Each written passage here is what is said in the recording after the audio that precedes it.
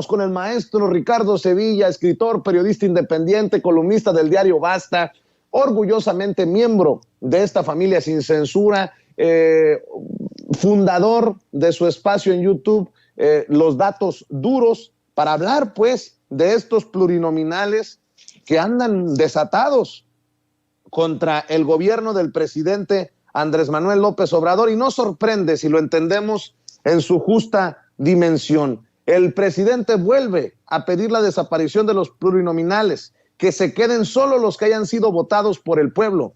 Y uno de esos que no ha sido votado por el pueblo, pero que pide defender al INE, es precisamente Santiago Krill. Querido Ricardo, te saludo con mucho gusto. ¿Cómo estás? Muy buenos días.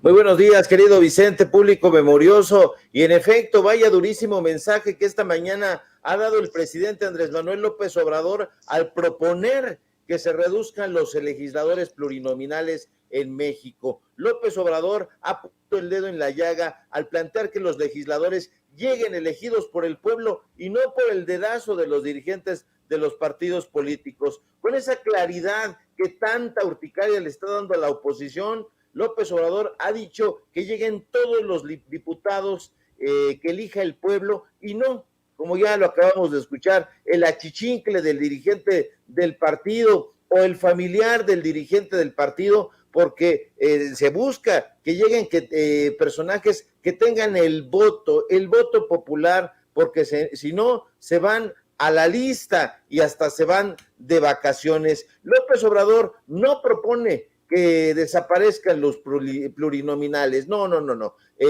Propone que en lugar de 500 legisladores se pase a 300, que los elija el pueblo de México. Ahora bien, la propuesta de eliminar a los llamados legisladores plurinominales, es decir, aquellos que llegan por la vía de la representación proporcional y no por voto directo, es añeja y tiene muchísimo sentido. Pero primero que nada, Vicente, público memorioso, debemos recordar que el origen de los plurinominales en México se da en la reforma priista, por cierto, de 1977, donde se incorpora esta figura como la manera supuestamente de darle voz a aquellas voces de izquierda que venían luchando desde los movimientos del 68 y del 77. Había voces de izquierda, por supuesto, depuradas, que sobrevivieron a episodios de represión, pero que mantuvieron su lucha sincera por democratizar a México, a nuestro país, a diferencia de muchos grupos subversivos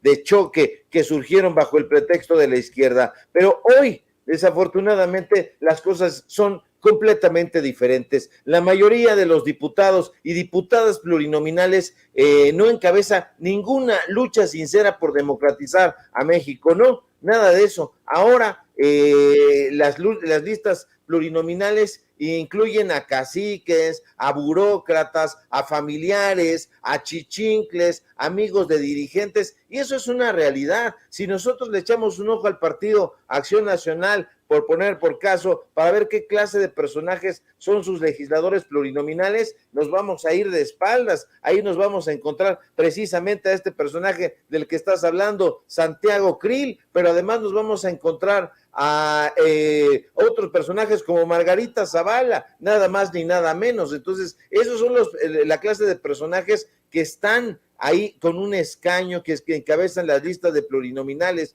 La derecha, Vicente, por supuesto, con esos argumentos maniqueos que tiene, nos dice que no importa que quien gane votos en una elección sea una persona votada por el pueblo. Es lo que han estado diciendo en sus mesas de análisis. Nos dicen que podría ocurrir que no sea la persona más preparada para hacer las leyes de un país. Imagínate nada más el despropósito. Yo voy escuchando las voces de mequetrefes como Leo Zuckerman y como su ahora nuevo achichincle, Gibran Ramírez Reyes, y nos salen con la gracejada de que ganan los candidatos que son reflejo de la sociedad, no los candidatos que tienen la preparación necesaria para legislar. Estos sujetos que se dicen profesores, que se dicen comunicadores, que se dicen periodistas, están tratando de decirle a la gente que estos personajes por los que se vota, por los que vota el pueblo, no saben legislar. Imagínate nada más, seguramente ellos sabrán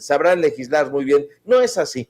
no nos engañemos, los escaños plurinominales o representaciones proporcionales en el Congreso son el pase directo, el pase automático para que políticos puedan asegurar una curul y seguir participando en las decisiones que pues están ahí rigiendo el futuro de este país, pero no son personajes, la mayoría, fiables, ni personajes de reputada condición, no, hay personajes como ahorita que estoy escuchando el programa, estamos hablando precisamente de que la mayoría de los personajes que están ahí haciendo sus desmanes son sujetos plurinominales, ahí está nada más ni nada menos, lo acabas de mencionar, Germán Martínez, que llegó a una curul plurinominal por parte de Morena, que de ahí se fue saltando, como tú bien lo has dicho, como un chapulín, pero que es un ente parasitario, que no abona al trabajo legislativo, sino lo empantana. ¿Qué tiene que hacer este senador? En lugar de estar haciendo propuestas para el pueblo de México, están participando con Ciro Gómez Leiva y todos esos desmanes y provocaciones que está haciendo, pero no es el único. Del PAN, en los senadores encontramos a Josefina Vázquez Mota, a Miguel Ángel Mancera, a Demián Cepeda, a la propia gritona Kenia López Rabadán. Del PRI tenemos a Claudia Ruiz Massieu, tenemos al heroico, es una ironía, Miguel Ángel Osorio Chong, a Beatriz Paredes, a Erubiel Ávila. ¿Qué trabajo están haciendo? Del PRD, ahí está Xóchitl Gálvez, está haciendo campaña abierta para la jefatura de gobierno de la Ciudad de México. Es más, el propio Ricardo Monreal es plurinominal. Entonces, esta figura sí se ha aprovechado, hay que decirlo con todas sus letras, para que se convierta en un lugar de achichincles, de serviles y de traidores. De modo que tiene toda la razón y yo coincido plenamente con lo propuesto por el presidente López Obrador en la conferencia mañanera. ¿Cuánto dinero nos ahorraríamos? Nos ahorraríamos muchísimo, nos ahorraríamos no solamente en lo económico, sino también en lo democrático, y nos evitaríamos de tener ahí en curules a traidores, a traidoras a la patria.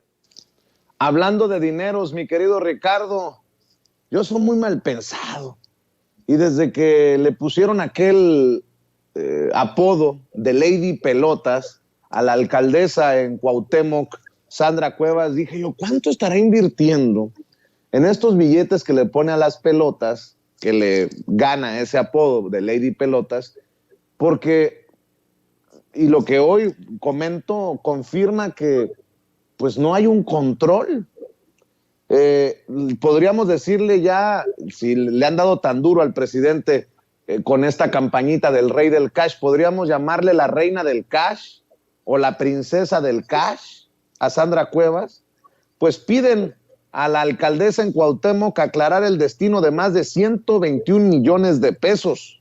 El partido Morena en la Ciudad de México hizo un llamado a la alcaldesa Sandra Cuevas para que aclare el faltante, fíjate nada más, el faltante de 121 millones de pesos detectado por la Auditoría Superior de la Federación en el ejercicio fiscal 2021. Acaba de cumplir un año en el puesto, que no, y ya le faltan 121 millones de pesos. Algo no huele bien. De acuerdo con el Instituto Político, la Secretaría de Administración y Finanzas de la Ciudad de México transfirió a la demarcación gobernada por Sandra Cuevas 424.4 millones de pesos, pero en un primer momento no pudo justificar el destino de 417.9 millones de pesos. Después acreditó el gasto de 295.9 millones de pesos y aseguran en Morena, en la Ciudad de México, que quedaron 121.958.000 pesos sin soporte documental, lo que señalaron representa una irregularidad y un quebranto al erario capitalino. Y saldrán después a defenderla de la violencia política de género. Nótese mi sarcasmo, mi querido Ricardo Sevilla.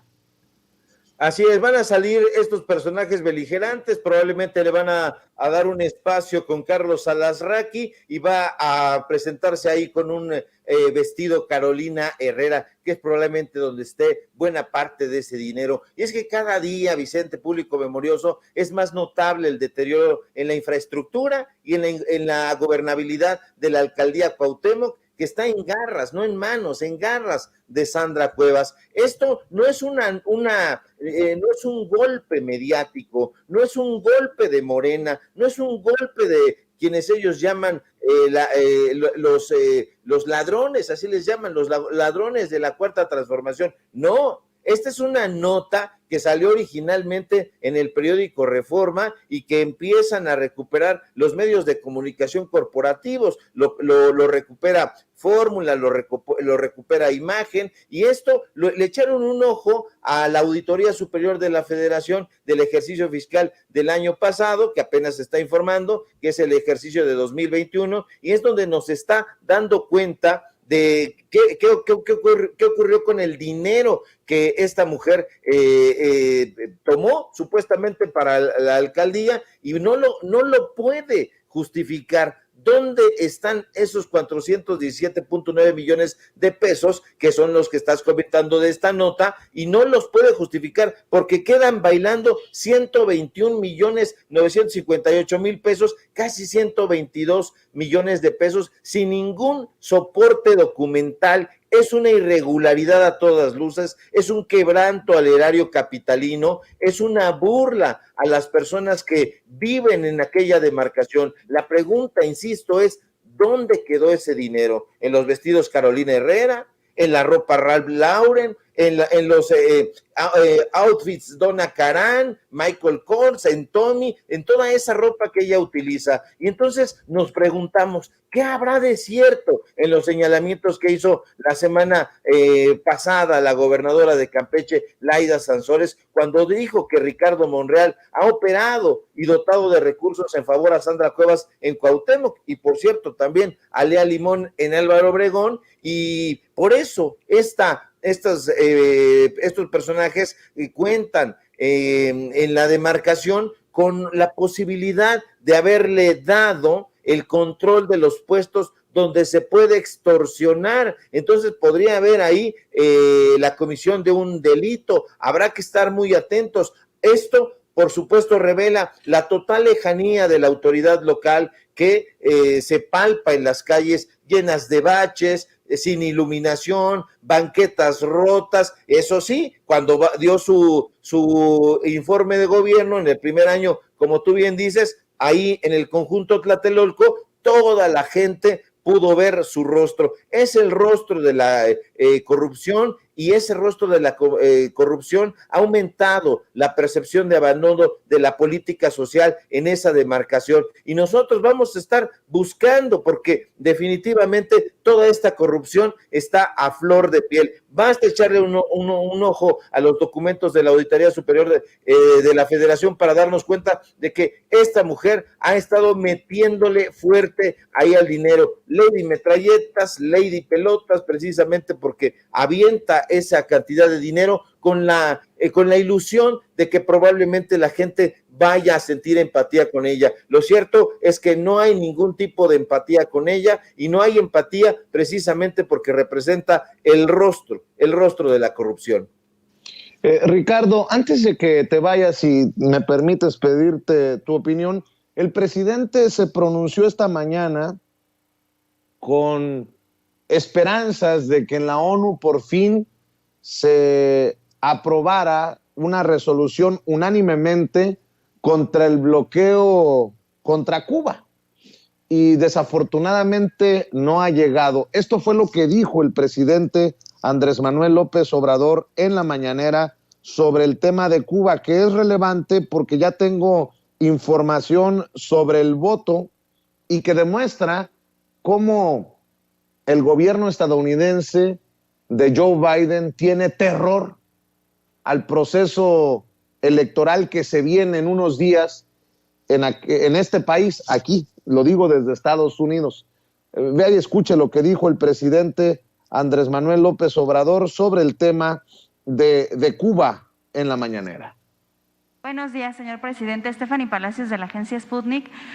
Consultarle sobre el bloqueo que presenta desde hace 60 años Cuba y que va a presentar un informe esta mañana en la ONU. ¿Qué opina sobre esta carta que mandaron 18 exmandatarios y ex jefes de Estado de Latinoamérica y el Caribe sobre las consecuencias de estos bloqueos que ha hecho Estados Unidos contra la isla? Me gustaría saber su opinión sobre esto.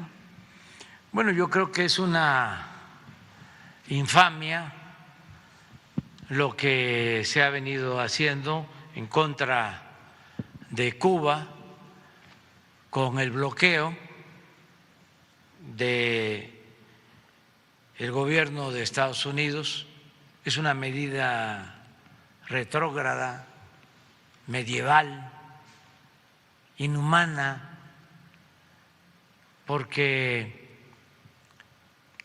no es posible que se aísle aún más a un país como Cuba o a cualquier otro país del mundo. Nadie tiene ese derecho.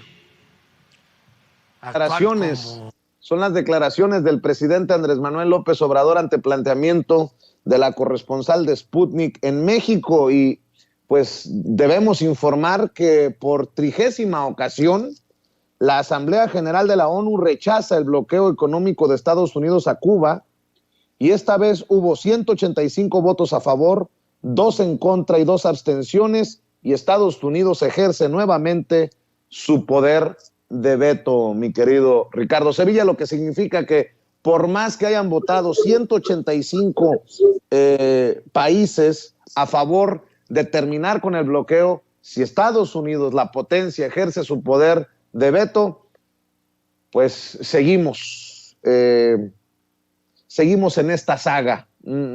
Nada ha cambiado. Nada ha cambiado, querido Vicente, y tiene que cambiar. La población de Cuba tiene derecho a vivir sin bloqueo. El impacto en la población cubana después de tantos años, prácticamente 6 décadas de sanciones impuestas de parte de los gobiernos estadounidenses de manera sucesiva, ha golpeado terriblemente en la economía del país, ha golpeado en lo intelectual, ha golpeado en el poder adquisitivo. Entonces hay que repudiarlo completamente. Ya en su momento los grandes intelectuales cubanos lo dijeron, algunos salieron incluso de la isla precisamente por bloqueo. Después la derecha dijo que no, que se trataba de personajes que habían tenido un desencuentro con el régimen castrista. No fue así. No fue un desencuentro con el régimen castrista, fue una reacción ante el bloqueo, y se fueron no a Estados Unidos, se fueron a España, vinieron a México. Entonces hay que repudiarlo, porque el trabajo que está haciendo Estados Unidos para que voten la población cubana en estas elecciones, pues bueno, tiene que ver con aspectos meramente políticos, pero tiene que ponerle fin al bloqueo.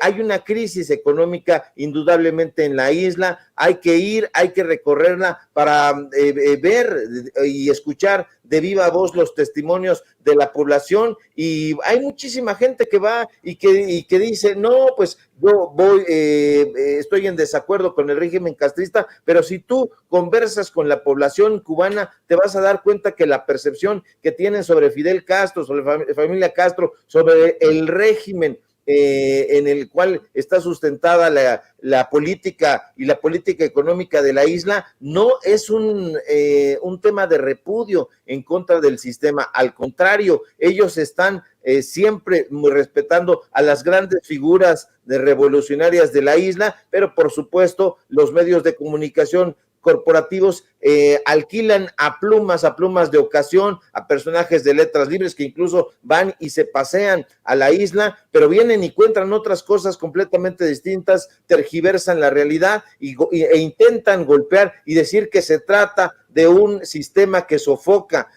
a la población, pero no es así. La responsabilidad mayor es el embargo económico de Estados Unidos, que ya tiene, insisto, más de 6 décadas. Entonces, la política estadounidense ha bloqueado en lo comercial, ha bloqueado en lo intelectual, ha bloqueado en lo económico. Entonces hay que estar muy atentos y coincidimos plenamente con este punto de vista del presidente López Obrador. Hay violación incluso de los derechos humanos ahí con este embargo económico que se está todavía latente en pleno siglo XXI y pues bueno, en una época digital nos vamos enterando de muchísimas cosas a través del posicionamiento que tienen ahí muchísimos personajes de la política e incluso muchos personajes de la vida cotidiana allá en Cuba y están repudiando y pidiendo que se termine ya, por favor, con ese bloqueo económico y nosotros no podemos estar más de acuerdo con eso.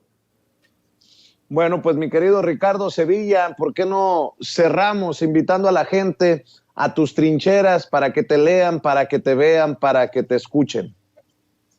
Claro que sí, querido Vicente, público memorioso, un gusto compartir los micrófonos acá en la familia Sin Censura. Síganme, por favor, en mis redes sociales, necesitamos ese músculo para seguir informando con datos duros. En Twitter, @SevillaCrítico, en Facebook, Ricardo Sevilla, así nada más. Síganme en mi columna del diario Basta. Hoy escribí, ya la compartí en redes sociales. Síganme, por favor, aquí en la familia Sin Censura, donde estoy participando en punto de las 11 de la mañana, de lunes a viernes, y síganme, por favor, en los datos duros. Hoy tenemos informativo en punto de las 8:30, no se lo pierda, y te mando un fuerte abrazo, querido Vicente, este jueves de Tianguis aquí en el barrio.